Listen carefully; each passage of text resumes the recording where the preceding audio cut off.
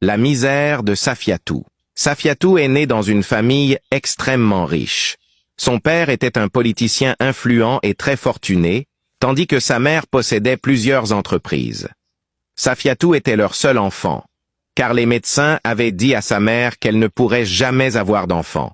Elle était donc un miracle pour ses parents, qui l'adoraient et la couvraient d'amour. Safiatou grandit dans un monde de luxe, recevant tout ce qu'elle voulait et vivant sans jamais avoir à affronter le moindre problème ou effort. À 16 ans, elle était très populaire au lycée.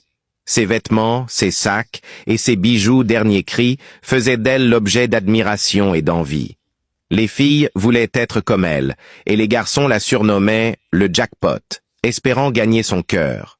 Cependant, Safiatou se montrait arrogante et méprisait les autres.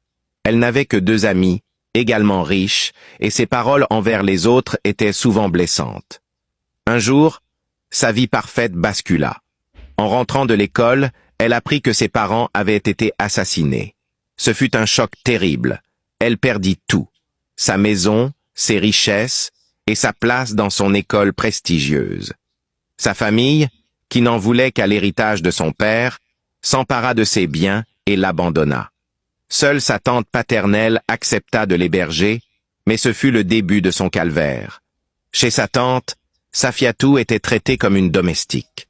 Elle devait faire toutes les tâches ménagères, tandis que ses cousines regardèrent la télévision toute la journée. Sa tante la maltraitait, la battait et la rabaissait constamment. La vie qu'elle menait était un cauchemar. À l'âge de 18 ans, Safiatou subit une nouvelle épreuve. Son oncle tenta de la toucher de manière inappropriée. Choquée, elle en parla à sa tante. Mais au lieu de la croire, celle-ci l'accusa de vouloir séduire son mari et la jeta hors de la maison. Désormais seule dans la rue, Safiatou n'avait nulle part où aller. Elle fut contrainte de travailler dans un bordel pour survivre. Sa vie dans cet endroit était un véritable enfer.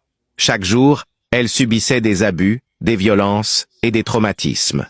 Elle pleurait chaque nuit et implorait Dieu de la sauver. Cependant, elle perdait peu à peu espoir et envisagea plusieurs fois de mettre fin à ses jours. Mais la suite de son histoire est encore plus incroyable. Si vous voulez connaître ce qu'il advient de Safiatou, like et commentez pour demander la 2e partie.